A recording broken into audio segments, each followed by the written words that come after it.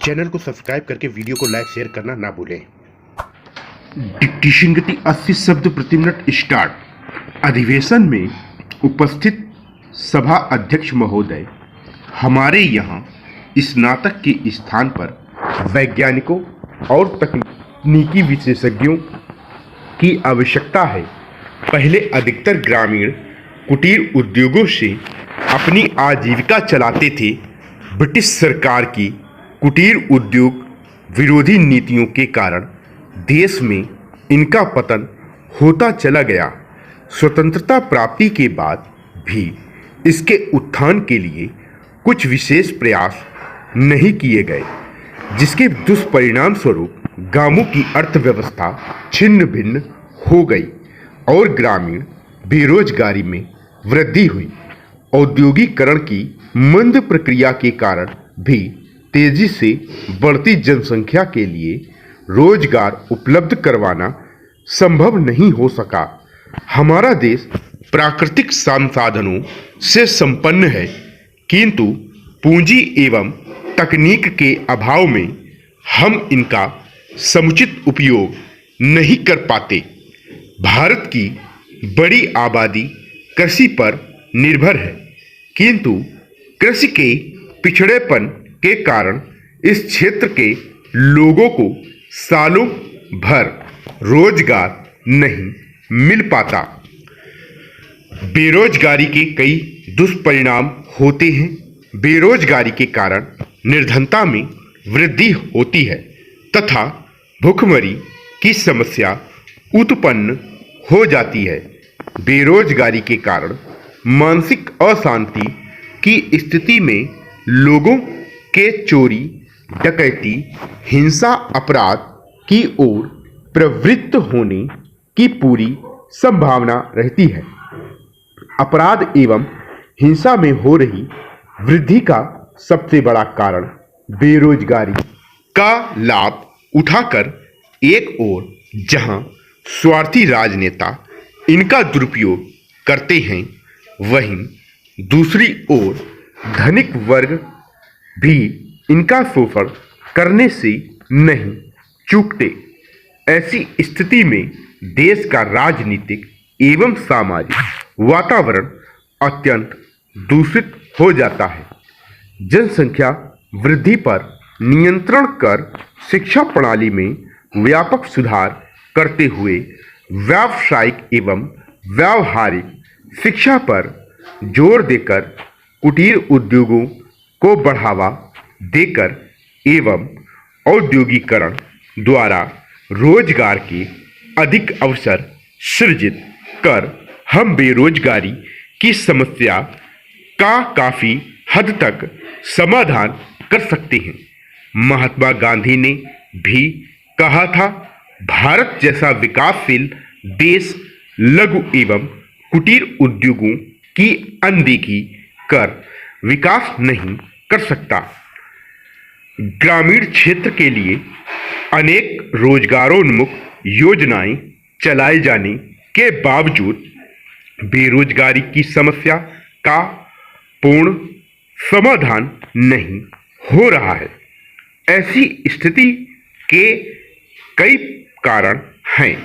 कभी कभी योजनाओं को तैयार करने की दोषपूर्ण प्रक्रिया के कारण इनका क्रियान्वयन ठीक से नहीं हो पाता या ग्रामीणों के अनुकूल नहीं हो पाने के भी भी कई बार ये योजनाएं कारगर साबित नहीं हो पाती। प्रशासनिक खामियों के कारण भी योजनाएं या तो ठीक ढंग से क्रियान्वित नहीं होती या ये इतनी देर से प्रारंभ होती हैं कि उनका पूरा लाभ ग्रामीणों को नहीं मिल पाता। इसके अतिरिक्त भ्रष्ट शासन तंत्र के कारण जनता तक पहुंचने से पहले ही योजनाओं के लिए निर्धारित राशि में से 2/3 तक बिचौलिए खा जाते हैं। उपाध्यक्ष जी, भ्रष्ट शासन तंत्र के कारण जनता तक पहुंचने से पहले ही योजनाओं के लिए निर्धारित राशि में से 2/3 तक बिचौलिए खा जाते हैं। फलतः योजनाएं या तो कागज तक सीमित रह जाती हैं या फिर वे पूर्णतः निरर्थक साबित होती हैं। बेरोजगारी एक अभिशाप है। इसके कारण देश की आर्थिक वृद्धि बाधित होती है, समाज में अपराध एवं हिंसा में वृद्धि होती है और सबसे बुरी बात तो यह है कि बेरोजगार व्यक्ति को अपने अस्तित्व के लिए संघर्षरत रहते हुए अपने घर ही नहीं बाहर के लोगों द्वारा भी मानसिक रूप से प्रताड़ित होना पड़ता है। बेरोजगारी की समस्या का समाधान केवल सरकारी योजनाओं का क्रियान्वयन नहीं हो सकता, क्योंकि सच्चाई यही है कि सार्वजनिक ही नहीं निजी क्षेत्र के उद्यमों की सहायता से भी हर व्यक्ति को रोजगार देना किसी भी देश की सरकार के लिए संभव नहीं। बेरोजगारी की समस्या का समाधान तब ही संभव है जब व्यावहारिक एवं व्यावसायिक रोजगारोन्मुखी शिक्षा पर ध्यान केंद्रित कर लोगों को स्वरोजगार अर्थात निजी उद्यम एवं व्यवसाय प्रारंभ करने के लिए प्रेरित किया जाए। आज देश की जनता को अपने पूर्व राष्ट्रपति श्री वराहगिरी वेंकटगिरी की कही बात प्रत्येक घर एक कुटीर उद्योग है और भूमि की प्रत्येक एकड़ एक चारागाह से शिक्षा लेकर बेरोजगारी रूपी दैत्य का नाश कर देना चाहिए। काउंट जोन्स जेनी ने लिखा है, भारत केवल हिंदू धर्म का घर नहीं बल्कि विश्व की सभ्यता की आदि भूति है और यह सच भी है कि भारतीय संस्कृति यहाँ का रहन सहन, पहनावा, परंपराएं एवं ऐतिहासिक स्थल हमेशा से विदेशी पर्यटकों को लुभाते रहे हैं। देश विदेश से आने वाले पर्यटकों की बढ़ती संख्या के कारण आज भारतीय पर्यटन एक बड़ा सेवा उद्योग बनकर उभरा है।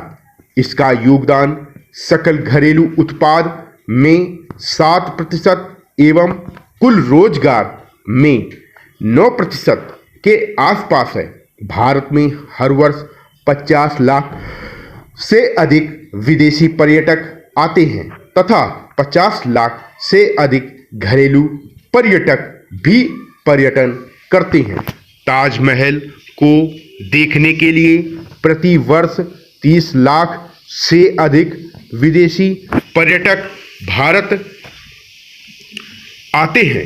दक्षिण भारतीय राज्य तमिलनाडु भारत में सर्वाधिक विदेशी पर्यटकों को आकर्षित करने वाला राज्य है। गोवा, मुंबई, दिल्ली, राजस्थान, केरल, हिमाचल एवं जम्मू कश्मीर आदि भी पर्यटन की दृष्टि से भारत के अग्रणी राज्यों में शुमार हैं। भारत में यदि पर्यटन उद्योग को बढ़ावा मिला है तो इसका श्रेय पर्यटन मंत्रालय को जाता है। पर्यटन मंत्रालय पर्यटन के विकास और संवर्धन हेतु राष्ट्रीय नीतियों और कार्यक्रमों के प्रतिपादन के लिए नोडल एजेंसी का कार्य करता है।